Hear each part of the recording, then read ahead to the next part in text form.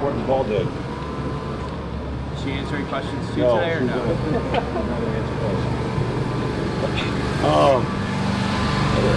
Funny how the world works, right? So our first really steamy hot day was the first day in full pads. Talked to our guys just about what that meant before today. To come out here and have it be this hot was actually a blessing for all of us. Thought our guys really handled it well.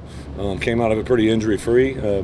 It's a work week that we've got behind us. We don't ever get practice 6 again, so everybody else in the country's got the same opportunity that we have. So our guys maximized it. We'll take advantage of this afternoon with recovery, get over and watch the film, jump into some install. We'll take Sunday as a day off. By NCAA rules, I got to give them a day, so we'll just use that as a recovery day. We can work with them a couple hours, but really excited for the first week to be behind us and be where we're at. You had family out here today. Was that your family plus other coaches' family? During the week, they're not in school yet, but a lot of our kids are in different camps and whatnot. So I knew Saturday would be a lot of people out there, and actually it's worked out pretty nice. I'm sure a lot of you guys have been around before. I think the grass field looks really good. Our guys were excited. It went so well out there yesterday. Being the first day in full pads, I wanted to stay back out there today, and that's what we did. And yeah, it's always fun to have family around. Coach, a weekend here. Are you starting to get an idea of what the depth chart's going to look like? I think so. We'll have a pretty intense personnel meeting tomorrow. How about that catch? With my foot. You can't push that, baby. Yeah, I think we'll have a pretty good idea, at least after 6 practices, especially some of the freshmen, who we haven't seen before. But then there's so many guys: Kaylon Tolson, Tariq Barnes, Jake Hansen at the linebacker position alone, who we haven't seen before, right? Guys that got out there and we're in the middle of practice today. Alex Palcho was out there, Bobo was out there, Jamal Woods, and there's one more guy. There was 3 guys that, Kaylon Tolson had team reps today for the first time. So if everything goes well, they feel good out of it today, then they'll actually be allowed to practice in a scrimmage situation on Monday. What's the process for, we saw Mike Epstein out there doing indies. What's the process for him to get him back? Yeah, so he's actually cleared. He's 100% on board. We're doing a maintenance with him where he practices basically every other day. So this week they practice. Guys under his schedule practiced practice Monday, Wednesday, and Friday, Tuesday, Thursday, and Saturday. We did a lot of soft tissue recovery, some specific rehab, and also conditioning for them that's very position specific. We'll get tomorrow off, and those guys should be allowed to scrimmage on Monday. What's maybe the thing you've been most pleased with here after the first full week? Their attitude, their energy. There's a coach, you're always going to find things that you got to improve, but I thought overall, just their attitude, their demeanor, the way they're communicating. There's a lot of times where I'm standing back and I'm obviously watching what's going on, but I'm listening to our guys that aren't on the field, just how they're communicating and talking, and it's been very positive. Do you feel like you accomplished what you wanted to when you set out for this first week of camp? This first week, we really wanted to get just, nothing really game plan wise, just kind of executing Illinois football, offense, defense, special teams. Got all 4 phases of the kicking game installed again from the spring, offensively, defensively, put in some wrinkles from where we were last spring, and then today capped it off with a full day in pads. So it's been a lot of fun in that regards. Guys looked a little tired out there. I mean, being 5 days and the first day of pads. Yeah. Was it any much of a transition going? Well, it was actually 6 days, right? So we practiced Monday, so today was the 6th day. I knew it was going to be a drag. I scheduled it that way. By NCAA rules, we couldn't have any pads on, full pads, until today. Tomorrow I'll have the day off, kind of regroup a little bit. The intention is to scrimmage Monday unless there's something dramatic happens that I want to move it to Tuesday, but I think for the most part we'll stay on track and very, very happy with where they're at. You've seen some position switches, obviously, for the spring. Do you think you're about at a place where you're done, or do you evaluate after the first week? I think we'll add maybe 1 to 2 more players on our roster that aren't here yet, there's always the opportunity. We'll kind of sit down and evaluate tomorrow on Sunday our current roster, see if there's some guys that maybe help us at other positions. Maybe it won't be as dramatic, but maybe we want to use Max Rosenthal at a certain spot at the Y or the U. Maybe we want to use Casey Washington as a certain level as a wide receiver, Isaiah at a certain slot, get a little bit more position specific as we focus in. But there's some good competition. Competition brings the best out of people, and I think our guys have done a good job of that. Brandon looks like the starting quarterback. Backing him up, what's the rotation look like? Everybody's competing. There's a depth chart because we had to start the week. BP's obviously got us a really good chance to be successful if we play the game tomorrow. Like I saw TP said the other day, we'd probably be the first guy in the game, but I'm not really worried about depth chart. Worried about execution. We're worried about how guys play. We'll worry about depth chart about 10 days out from the opener. When you mentioned maybe adding a couple guys to the roster, is that a freshman, a transfer, a walk-on, some combination of that? Wait and see. The one thing that I've been very happy with is to get our roster to 120. It's just quickly how things can change. Obviously, Jordan gets hurt, right? So now all of a sudden if we came in at 120, now we're down to 119. I've had a couple guys get some injuries that might be out significant time, especially some non-scholarship players, and all of a sudden that's going to take effect on your whole number. So we weren't at max 120, but that's where I want to get to. What do you want to take away from just getting in pads? I know obviously it's hot and things like, but guys are always excited to put them on and I guess get a little closer to football. Yeah, I made the comment on Wednesday when we went to half pack, today when we went full pads. It shouldn't be, we got full pads today. It should be, we got full pads today, right? It's the outlook, it's the idea, the anticipation, and I think our guys have bought into that 100 times over. The last 4 periods of practice today were probably the most intense.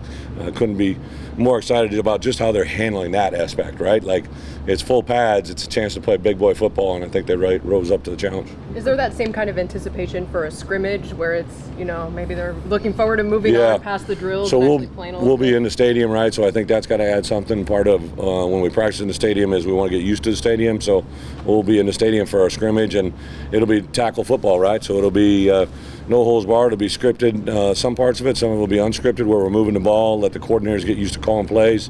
By NCAA rules, we only get 2 scrimmages before the opener. So this first scrimmage is a big one. We've heard so much about talking and listening, and it seems like communication for you guys in the play. That's something you wanted to ramp up. Was it about the level that you wanted it at when you got here?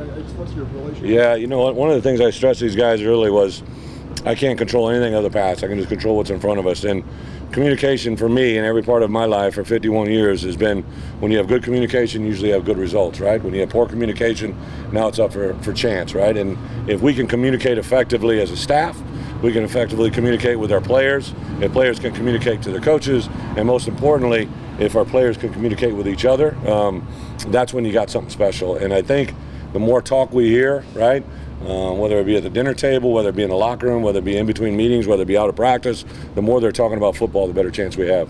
What does Sunday look like for the staff with no practices? There's a lot of film. What's a lot of our guys are pretty faith-based, so I'll give them an opportunity to be with their families in the morning, do what they want to do, what they choose to do. We won't bring the players over. I think the first thing is scheduled at 1:30, so it'll be a lot of just kind of review of today, get ourselves ready, and then post meetings on Sunday at 4:30. Then we'll do a lot of work on Sunday night to get ready for Monday scrimmage. Which I assume that Monday you're going to try to emulate game situations. Yeah. Have you decided which coaches are going to be where, who's in the box? Well, the scrimmage, this first scrimmage will be very, very similar to a practice. We're going to conduct it offense, defense, special teams. We're going to do a mock game 8 days out from the scrimmage. It'll be what you're kind of referring to, where the coaches are going to be in their respective game positions. Our second scrimmage may have a little bit of that, but nothing comparable to we got a pretty good one in the spring game in that regards. You have officials? We do. On Monday? Yep, Monday and Tuesday, Monday and the next Monday. Jason, Sydney have really gotten all in on this nutrition stuff in the last several months. How impressive is it for you as a head coach to see 2 guys really put that much into their bodies and keep themselves healthy? Well, it's discipline, right?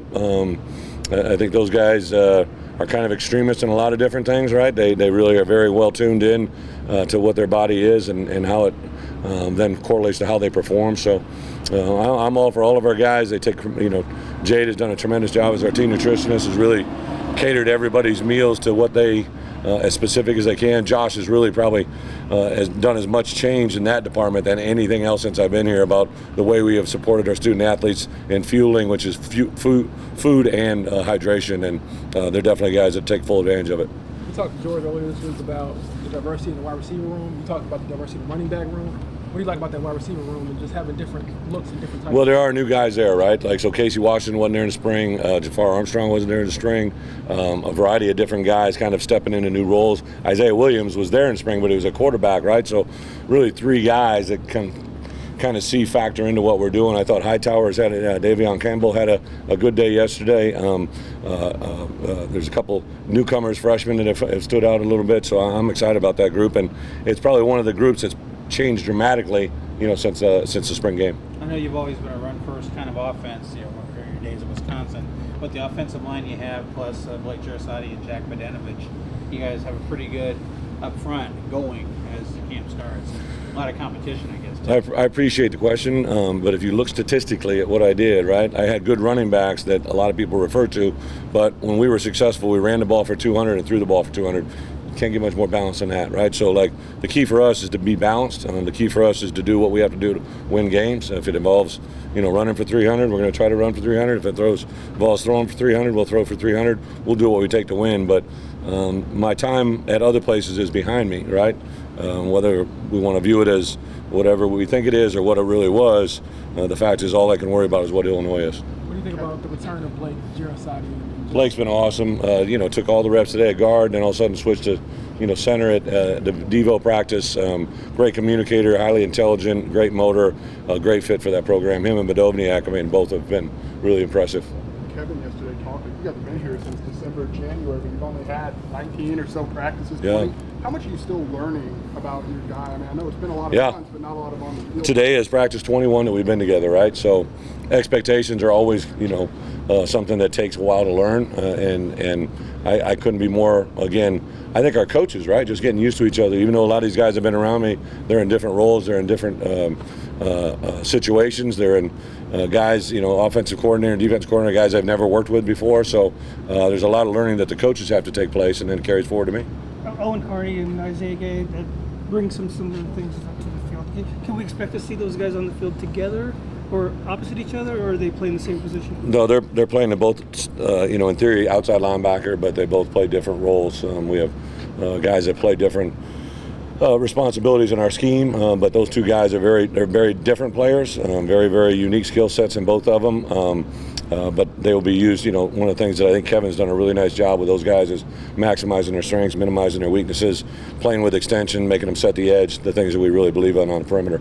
Looks like we saw a picture of maybe the high school coaches Hall of Fame thing coming back up. Oh, yeah. What does that mean to you? Why is that important to you to maybe bring back? Well, from our opening press conference to where we are today, there's been nobody more important than our Illinois high school football players, coaches, programs. I'm a former Illinois high school football player.